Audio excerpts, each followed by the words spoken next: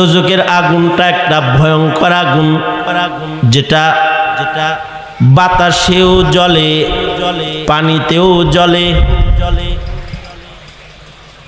দুনিয়ার আগুন বাতাসে নিভে, পানিতে নিভে। জাহান্নামের আগুন বাতাসেও জ্বলে, পানিতেও জ্বলে। তবে হ্যাঁ, জাহান্নামের আগুন এটা নেক আমলের জ্যোতি দিয়া নিভা যায়। ইমানের জ্যোতির কাছে জাহান্নামের আগুন দুর্বল। এই কারণে পুলসরাতের পুল, যেটা দোজখের উপরে আল্লাহ তাআলা নির্মাণ করেছেন, এই পুলসরাতের পুলের উপর দিয়া যখন কোনো মুমিন তার ঈমান আর তার নেক আমলের আলো সহ যখন পুলসরাতের পুলের উপরে পথ চলতে যখন থাকবে, নিচের থেকে জাহান্নাম কেঁদে কেঁদে বলবে, হে মুমিন, অমুমিন, এত ধীরে ধীরে পুলসরাতের পুলের উপরে তুমি হাঁটছো কেন? তুমি একটু জলদি করে পার হয়ে চলে যাও। কারণ তোমার ইমানের আলোর কাছে আমি দুর্বল, আমি নিভে যাইতেছি। আল্লাহু আকবার, জোরে বলেন। তোমার ইমানের আলো, তোমার নেক আমলের আলোয় আমি নিভে যাচ্ছি। বান্দার জিন্দেগির যত নেক আমল আছে এগুলোর আলোর কাছে জাহান্নাম দুর্বল। এ কারণে মুমিন যখন পুলসরাতের পুলের উপর দিয়ে যাবে, তখন দোজখ থেকে কান্নার আওয়াজ আসবে। চিৎকার করে দোজখ বলতে থাকবে, যাও যাও মুমিন, তুমি একটু জলদি অতিক্রম করে চলে যাও। তোমার জ্যোতিতে আমি নিভা গেলাম, তো আমি নিভা যাইতেছি, তুমি একটু জলদি করে অতিক্রম করে চলে যাও। দুনিয়ার আগুন পানি দিলে নিভি, জাহান্নামের আগুন একটা পানি দিয়ে নিভে, যে পানিটা বান্দার চোখ দিয়া বের হয়।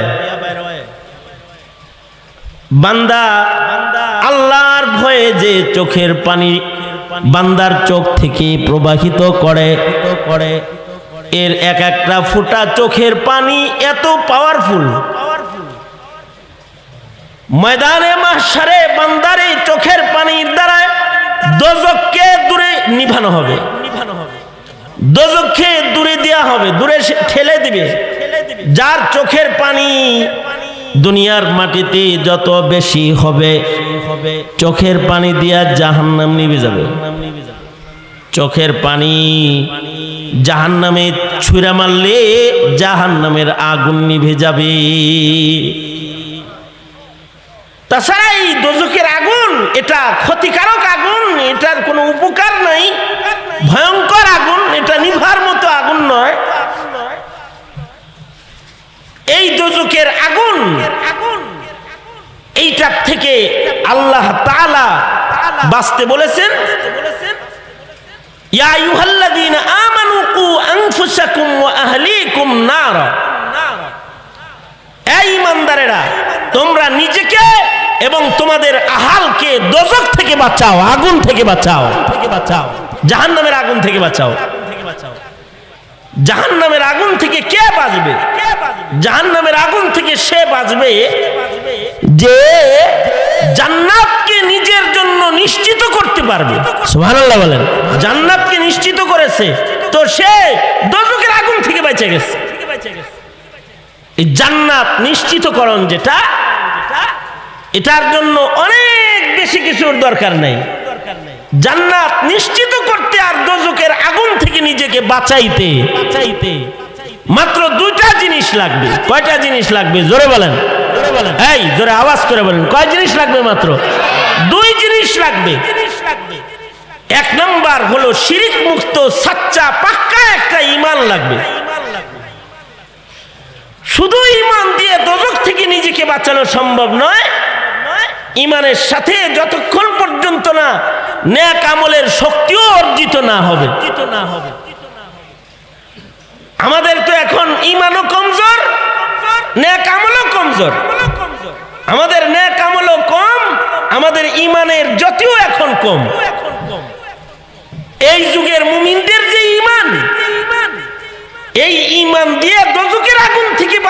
মুশকিল।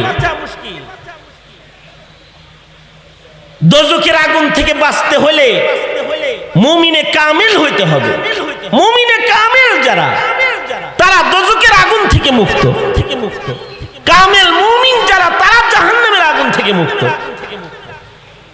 শুধুই মাত্র কালেমা পড়ার মাধ্যমে অথবা মুসলিম ঘরে জন্মগ্রহণ করে মুখে কালিমা পাইলেই সে কামেল মুমিন হয় না।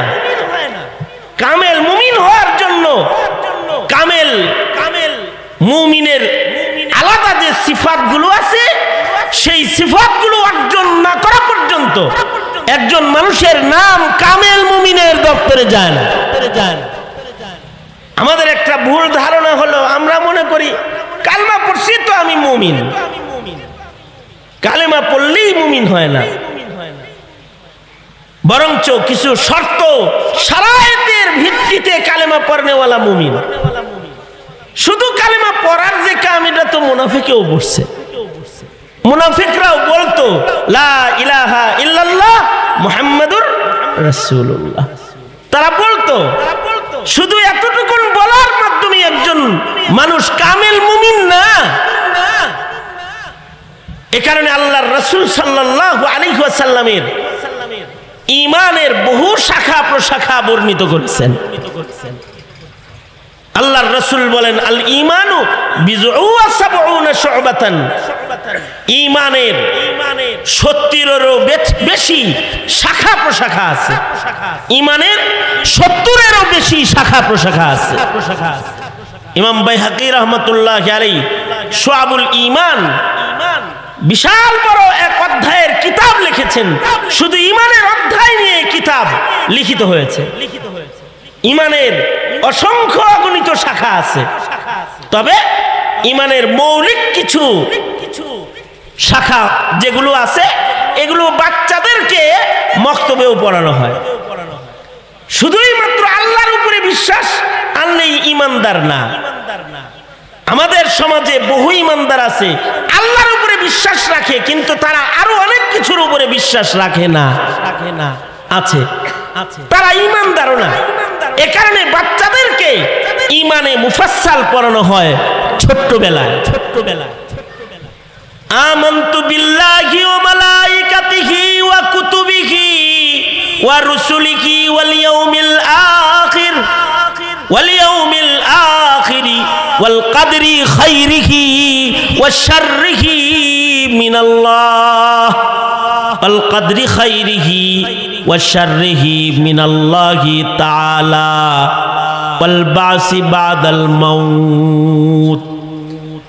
মক্তবে গেলে একটা বাচ্চাকে শিখাইতে হয় কিছু বিশ্বাস। বাচ্চাদেরকে শেখানো হয় শুধু আল্লাহর উপরে ঈমান না, বিশ্বাস না, আরো কিছু বিশ্বাস আছে। বলো যে আমি বিশ্বাস এনেছি, ঈমান আনয়ন করেছি আল্লাহর উপরে, ওয়া মালাইকাতিহি, এবং আল্লাহর তৈরি ফেরেশতার উপরে ঈমান। আল্লাহ আছেন, ফেরেশতা আছেন। আল্লাহ আছেন, আল্লাহকে দেখি না। আল্লাহর ফেরেশতাও আছে, আমি দেখি না। ফেরেশতা আছে কিন্তু আপনি আমি দেখি না। কত ফেরেশতা আছে আল্লাহর রাসূল বলেন, কত ফেরেশতা যে আল্লাহ বানাইছে, এটা গোনার শক্তি আমাদের নাই। প্রত্যেকটা মানুষের সাথে সাথে ফেরেশতা আছে। ডান কাঁধে বাম কাঁধে ফেরেশতা বসা আছে, চোখ দেখতেছে। এখানে আল্লাহর কুদরতি ফেরেশতাদের ডিউটি হইতেছে। বৃষ্টির ফোঁটা পড়তেছে, প্রত্যেকটা ফোঁটার সাথে ফেরেশতা আছে। গাছের প্রত্যেকটা পাতা, কাণ্ড, শাখা ঝুলবার লাগছে, ফেরেশতা আছে। প্রত্যেকটা ফল বড় হইতেছে, ফেরেশতারা ডিউটি করতেছে। সুবহানাল্লাহ। চুপচাপ পড়েন, সুবহানাল্লাহ বলবেন, খালি চুপি চুপি করবেন আর কি। জোরে আওয়াজ করে বলেন সুবহানাল্লাহ, জোরে বলেন। আল্লাহর রাসূল মিরাজ থেকে এসে বলে, আল্লাহর রাসূল মিরাজ থেকে এসে বলে, মসজিদ আছে একটা আসমানের উপরে, আল বাইতুল মামুর। এই মসজিদের ভেতরে ফেরেশতারা ইবাদত বন্দি করে। আল্লাহর রাসূল মিরাজ থেকে এসে বলে, যেই ফেরেশতা একবার ওই মসজিদে ইবাদত করার জন্য ঢুকে ইবাদত করে বাইরে হয়ে পড়ে, আল্লাহ এত ফেরেশতা বানাইছে কিয়ামত পর্যন্ত এই ফেরেশতার কাফেলা যারা আল বাইতুল মামুর মসজিদে একবার ঢুইকা ইবাদত করলো, এরা ইসরাফিলের বাঁশি বাজার আগে বাইতুল মামুর মসজিদে ফেরেশতাদের কিবলার ভেতরে তারা দ্বিতীয়বার ঢোকার আর চান্স পাবে না। কত ফেরেশতা আল্লাহ বানাইছেন, কিন্তু আজও পর্যন্ত একজন ফেরেশতার লগে দেখা হয় নাই।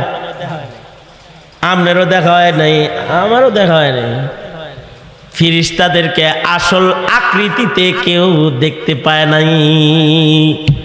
হ্যাঁ, কখনো কখনো ফেরেশতা মানব আকৃতিতে এসে দেখা করে বলেছে আনা জিবরাইল, অথবা এসে বলেছে আনা ইসরাইল, আমি আজরাইল আলাইহিস সালাম।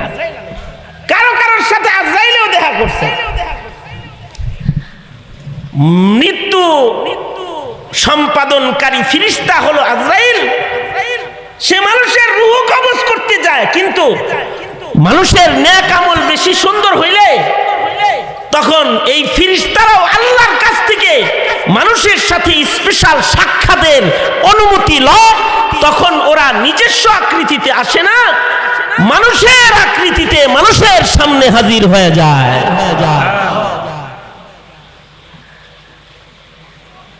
যেমন ইব্রাহিম আলাইহিস সালামের কাছে ফেরেশতা আসছে, কোরআন বলে ইব্রাহিম আলাইহিস সালামের কাছে ফেরেশতা আইছে।